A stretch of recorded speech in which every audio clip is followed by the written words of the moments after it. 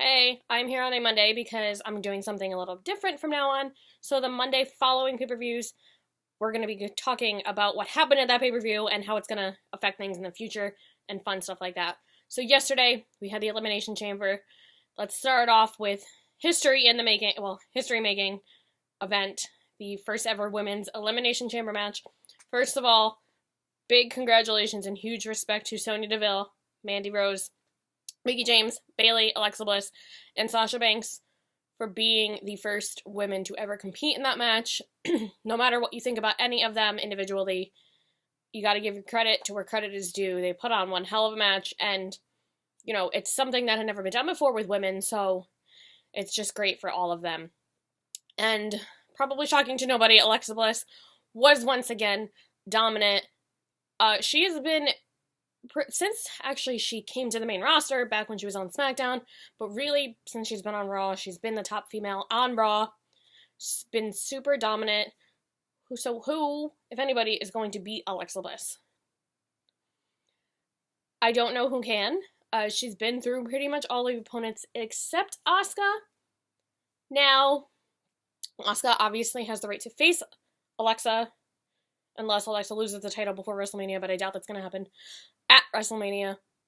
Now, I know probably the majority of people are going to say Asuka's going to win. However, if WWE wants to make Alexa Bliss their top bad female, what better way to do it than having her end Asuka's streak?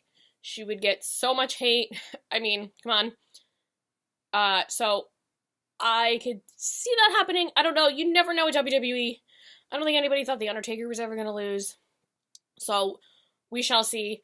However, Alexa Bliss is, regardless, going to continue to dominate in 2018. Now, I also saw some talk about Sasha Banks. She lasted almost an hour in the Royal Rumble. She was the last person eliminated in the Elimination Chamber, and yet can't successfully defend her title and has really kind of been lost in the shuffle. I don't think that means anything for her future. We've seen it with a lot of people. I mean, look at Jinder Mahal, Drew McIntyre going from 3MB to where they are now. Just because you were in a slump in your career does not mean you cannot come back from it. And Sasha Banks is young. She's 25 years old. She's got a big future ahead of her. I don't think anybody needs to worry about that.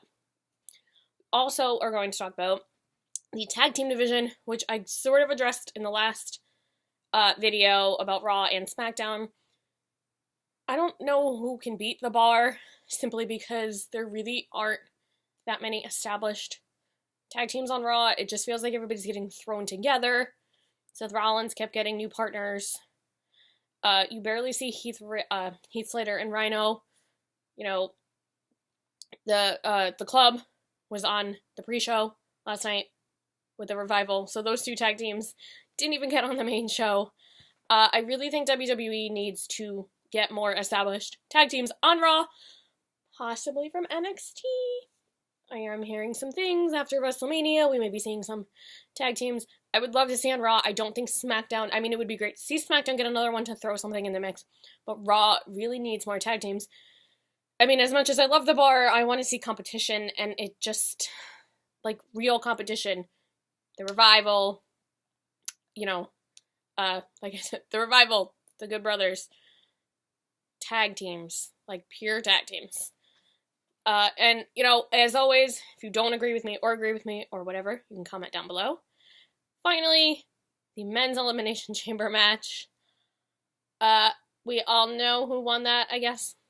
Roman Reigns. Congratulations, Roman Reigns. I take nothing away from any wrestler who puts their body on the line every day for our entertainment.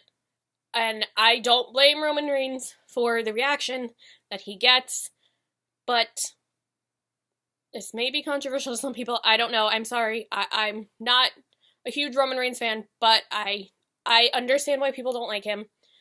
It was the same thing with John Cena. It just seems to be a continuous, the same people over and over again, and it just kind of gets tiring because fans want to see new and exciting things. I want to see the people from NXT. Y'all know I'm a huge Finn Balor fan. I'm still waiting for him to get his rematch. But you want to see those new people. How many times did Kane and Braun Strowman get an opportunity? Do we want to see Brock Lesnar and Roman Reigns again. I want to see fresh matches. It's 2018. We've come such a long way in the women's division. And I want to see the men's division just putting on different matches because that's what fans want to see. We don't want to see the same things over and over again. That's all I have to say about that. I will be back next Sunday because there is no pay-per-view next week. And again, everything you can say down below. Follow me on all my stuff, and I will see you next week.